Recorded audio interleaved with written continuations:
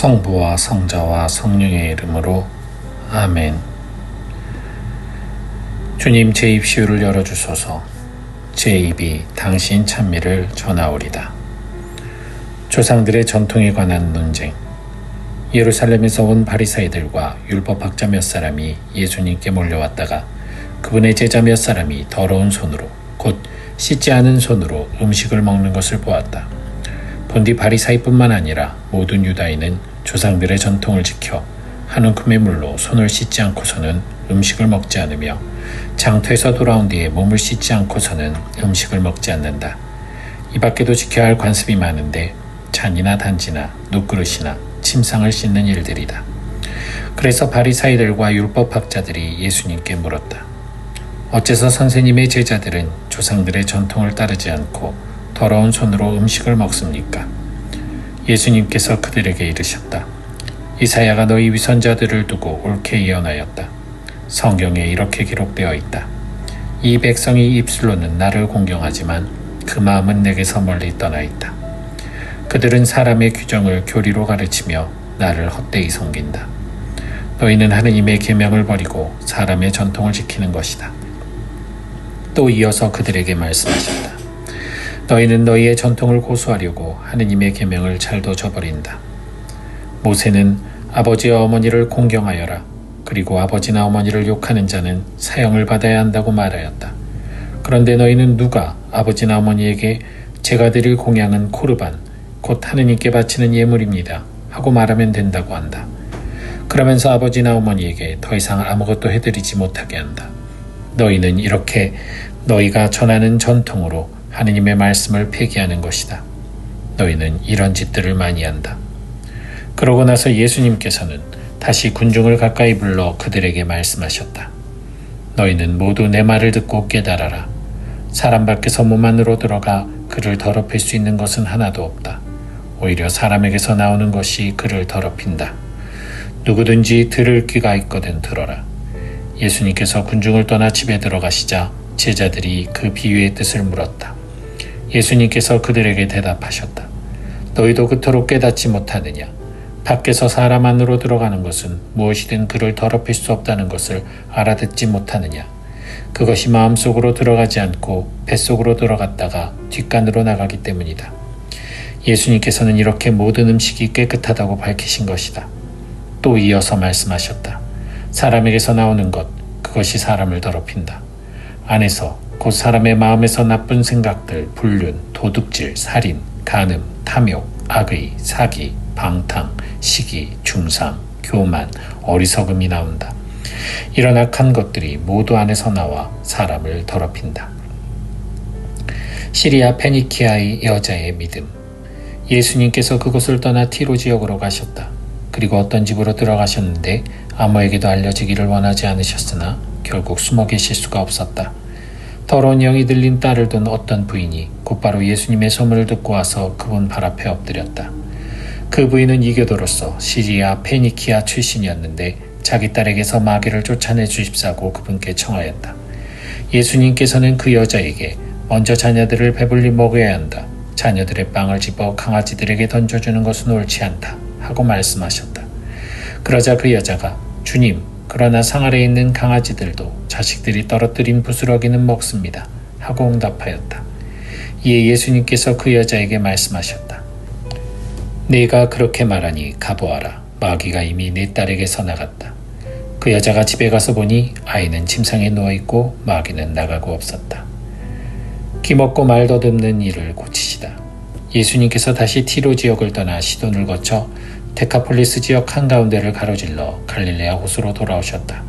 그러자 사람들이 귀먹고 말 더듬는 이를 예수님께 데리고 와서 그에게 손을 얹어 주십사고 청하였다. 예수님께서는 그를 군중에게서 따로 데리고 나가셔서 당신 손가락을 그의 두 귀에 넣으셨다가 침을 발라 그의 혀에 손을 대셨다. 그러고 나서 하늘을 우러러 한숨을 내쉬신 다음 그에게 에파타, 곧 열려라 하고 말씀하셨다. 그러자 곧바로 그의 귀가 열리고 묶인 혀가 풀려서 말을 제대로 하게 되었다.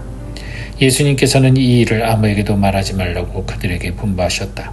그러나 그렇게 분부하실수록 그들은 더욱 더 널리 알렸다. 사람들은 더할 나위 없이 놀라서 말하였다. 저분이 하신 일은 모두 훌륭하다. 귀먹은 이들은 듣게 하시고 말 못하는 이들은 말하게 하시는구나. 4,000명을 먹이시다. 그 무렵에 다시 많은 군중이 모여 있었는데 먹을 것이 없었다. 예수님께서 제자들을 가까이 불러 말씀하셨다. 저 군중이 가엾구나.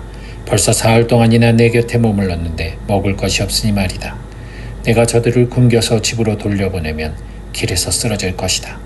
더구나 저들 가운데에는 먼 데서 온 사람들도 있다.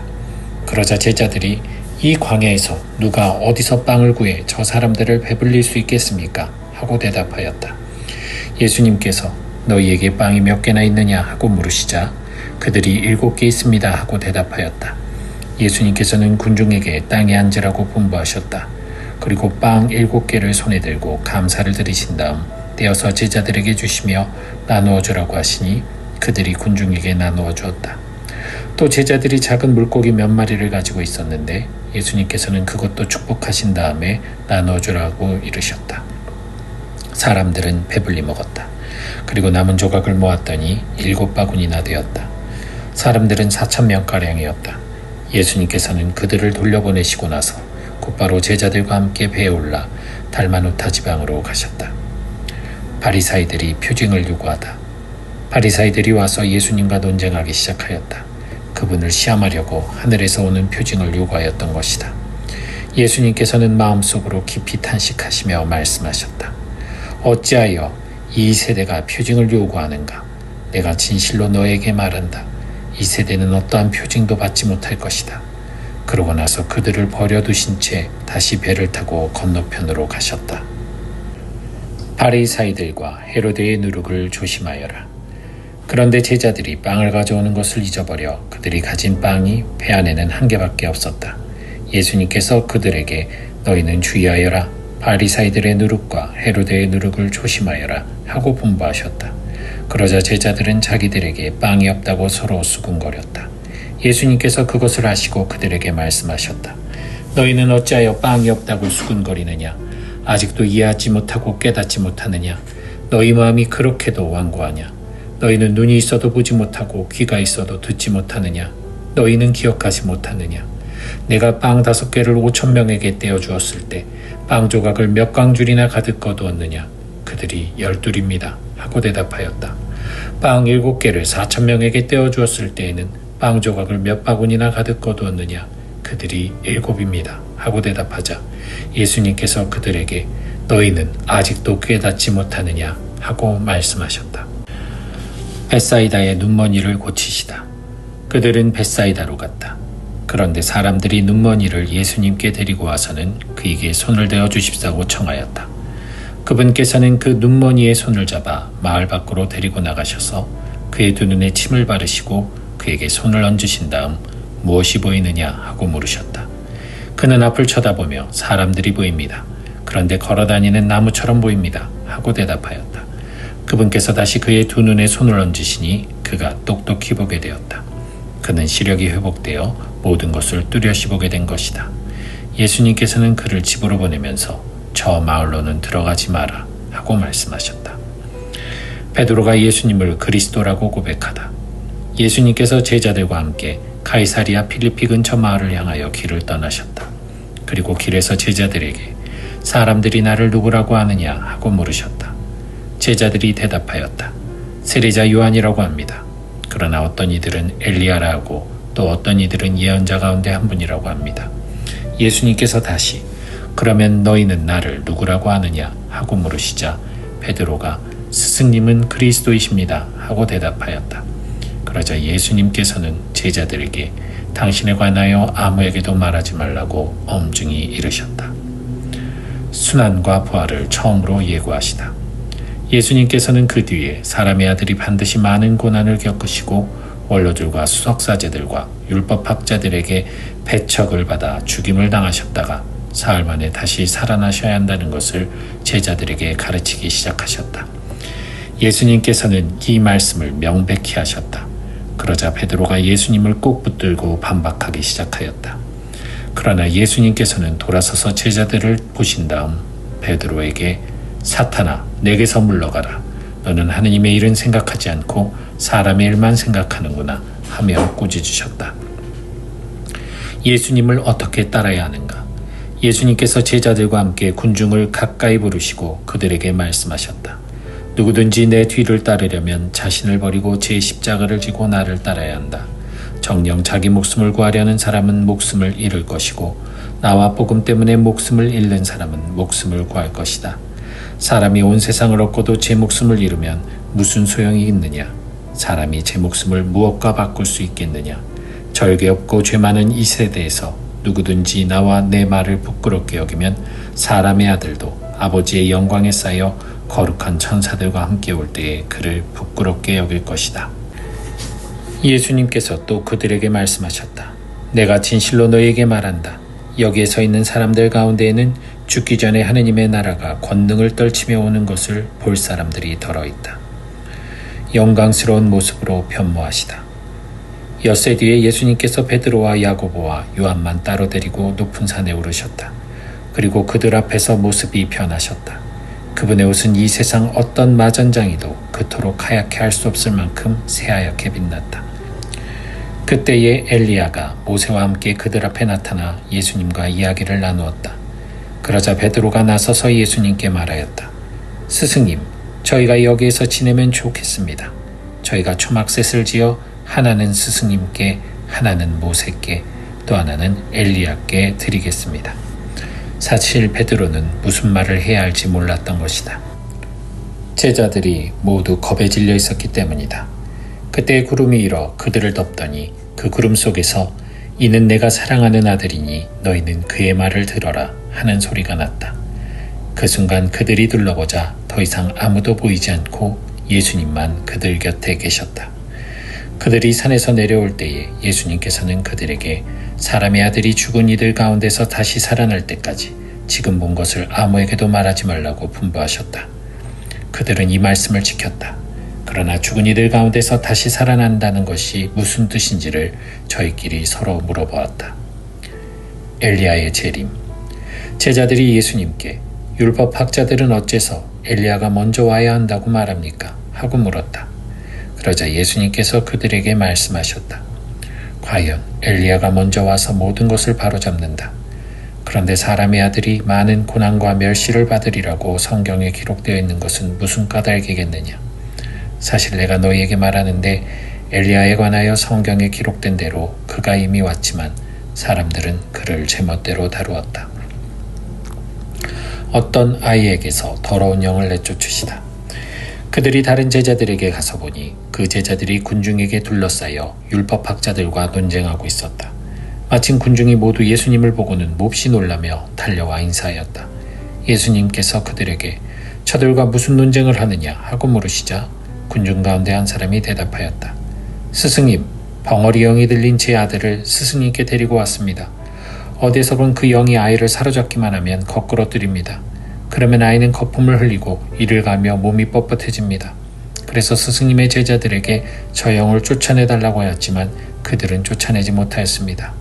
그러자 예수님께서 믿음이 없는 세대야. 내가 언제까지 너희 곁에 있어야 하느냐? 내가 언제까지 너희를 참아줘야 한다는 말이냐? 아이를 내게 데려오너라 하고 그들에게 이르셨다. 그래서 사람들이 아이를 예수님께 데려왔다. 그 영은 예수님을 보자 곧바로 아이를 뒤흔들어댔다. 아이는 땅에 쓰러져 거품을 흘리며 뒹굴었다. 예수님께서 그 아버지에게 아이가 이렇게 된 지 얼마나 되었느냐 하고 물으시자 그가 대답하였다. 어릴 적부터입니다. 저 영이 자주 아이를 죽이려고 불속으로도 물속으로도 내던졌습니다. 이제 하실 수 있으면 저희를 가엾이 여겨 도와주십시오. 예수님께서 그에게 하실 수 있으면이 무슨 말이냐? 믿는 이에게는 모든 것이 가능하다 하고 말씀하시자 아이 아버지가 곧바로 저는 믿습니다. 믿음이 없는 저를 도와주십시오 하고 외쳤다. 예수님께서는 군중이 떼를 지어 달려드는 것을 보시고 더러운 영을 꾸짖으며 말씀하셨다. 벙어리 기머거리 영아, 내가 너에게 명령한다. 그에게서 나가라. 그리고 다시는 그에게 들어가지 마라. 그러자 그 영이 소리를 지르며 아이를 마구 뒤흔들어 놓고 나가니 아이는 죽은 것처럼 되었다. 그래서 사람들이 모두 아이가 죽었구나 하였다. 그러나 예수님께서 아이의 손을 잡아 일으키시니 아이가 일어났다. 그 뒤에 예수님께서 집에 들어가셨을 때에 제자들이 그분께 따로 어째서 저희는 그 영을 쫓아내지 못하였습니까? 하고 물었다. 예수님께서는 이렇게 대답하셨다. 그러한 것은 기도가 아니면 다른 어떤 방법으로도 나가게 할 수 없다. 순환과 부활을 두 번째로 예고하시다. 그들이 그곳을 떠나 갈릴레아를 가로질러 갔는데 예수님께서는 누구에게도 알려지는 것을 원하지 않으셨다. 그분께서 사람의 아들은 사람들의 손에 넘겨져 그들 손에 죽을 것이다. 그러나 그는 죽임을 당하였다가 사흘 만에 다시 살아날 것이다 하시면서 제자들을 가르치고 계셨기 때문이다. 그러나 제자들은 그 말씀을 알아듣지 못하였을 뿐만 아니라 그분께 묻는 것도 두려워하였다. 가장 큰 사람. 그들은 카파르나움에 이르렀다. 예수님께서는 집안에 계실 때에 제자들에게 너희는 길에서 무슨 일로 논쟁하였느냐 하고 물으셨다. 그러나 그들은 입을 열지 않았다. 누가 가장 큰 사람이냐 하는 문제로 길에서 논쟁하였기 때문이다. 예수님께서는 자리에 앉으셔서 12제자를 불러 말씀하셨다. 누구든지 첫째가 되려면 모든 이의 꼴찌가 되고 모든 이의 종이 되어야 한다. 주님의 말씀입니다. 그리스도님 찬미합니다. 성부와 성자와 성령의 이름으로 아멘.